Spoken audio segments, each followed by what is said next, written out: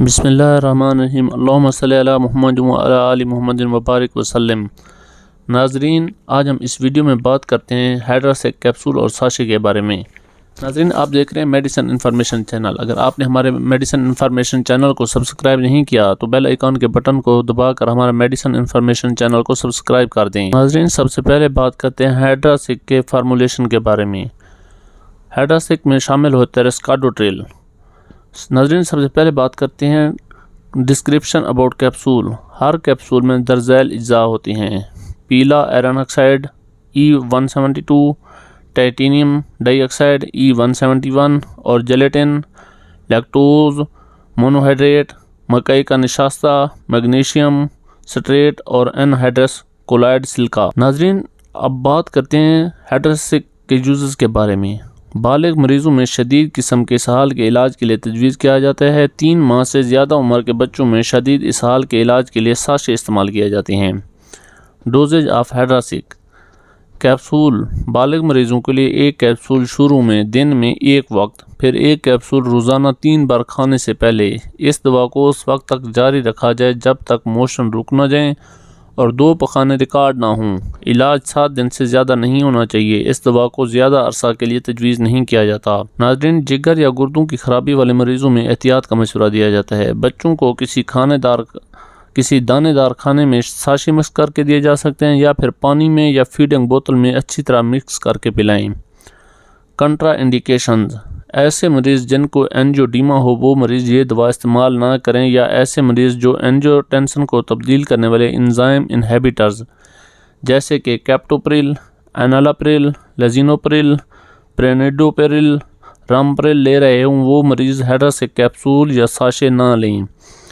ناظرین، اب دیکھتے ہیں کہ اینجیوڈیما کیا چیز ہے۔ اینجیوڈیما ایک ایسی بیماری ہے جس میں جلد کے نیچے سوجن ہو جاتی ہے۔ یہ عام طور پر کسی چیز کا ریئیکشن ہوتا ہے، جیسے کہ کوئی دوا یا ایسی چیز جس سے آپ کو الرجی ہو۔ عام طور پر سنگین نہیں ہے، لیکن یہ کچھ لوگوں کے لیے بار بار آنے والا مسئلہ ہو سکتا ہے، اور اگر یہ سانس لینے کو متاثر کرتا ہے تو کبھی کبھار جان لیوا بھی ہو سکتا ہے۔ ناظرین، اینجیوٹینسن ایک پیپٹائڈ ہارمون ہے جو بلڈ پریشر میں اضافے کا سبب بنتا ہے۔ یہ رینن اینجیوٹینسن سسٹم کا حصہ ہے جو بلڈ پریشر کو کنٹرول کرتا ہے۔ اینجیوٹینسن گردوں کے ذریعے سوڈیم برقرار رکھنے کا کام کرتا ہے۔ ناظرین، ایسے مریض جو کیپٹوپریل استعمال کر رہے ہوں وہ ہائیڈراسیک استعمال نہ کریں۔ کیپٹوپریل کو کیپوٹین کے برانڈ نام کے تحت فروخت کیا جاتا ہے۔ یہ ایک اینجیوٹینسن کو تبدیل کرنے والا انزائم ہے جو ہائی بلڈ پریشر اور کچھ قسم کے دل کی ناکامیوں کے علاج کے لیے استعمال ہوتا ہے، جیسے کیپوٹین اور کیپٹوپریل وغیرہ۔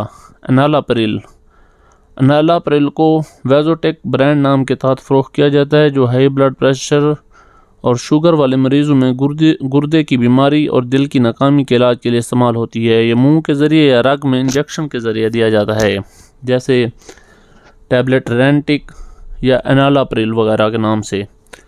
لزینوپریل اینجیوٹینسن کو تبدیل کرنے والی ایک دوا ہے اور اسے high blood pressure, heart failure اور دل کے دورے کے بعد کے علاج کے لیے استعمال کی جاتی ہے۔ ہائی بلڈ پریشر کے لیے یہ عام طور پر پہلا علاج ہوتا ہے۔ یہ شوگر والے مریضوں میں گردے کے مسائل کو روکنے کے لیے بھی استعمال ہوتی ہے، جیسے ٹیبلٹ لپریل یا لسینوپریل۔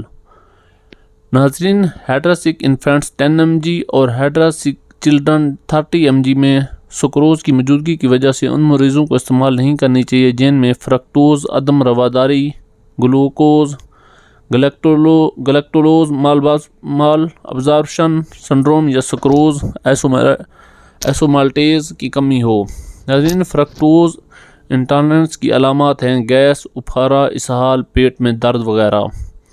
اسپیشل پریکاشن اباؤٹ ہائیڈراسیک: جب خونی یا پیپ والا پخانہ ہو اور بخار کے ساتھ اسہال ہوں، جو کہ اس بات کی نشاندہی کرتا ہے کہ انویسو بیکٹیریا کی وجہ سے اسہال ہیں، لہذا اس صورت میں ہائیڈراسیک کیپسول یا ساشے استعمال نہیں کرنا چاہیے۔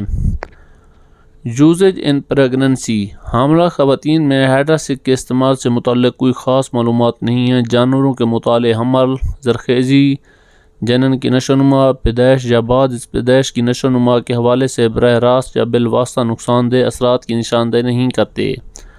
تاہم چونکہ خاص طبی مطالعہ دستیاب نہیں ہے، اس لیے حاملہ خواتین کو ہائیڈراسیک کا استعمال نہیں کرنا چاہیے۔ بریسٹ فیڈنگ، ایسی خواتین جو بچوں کو چھاتی کا دودھ پلا رہی ہوں۔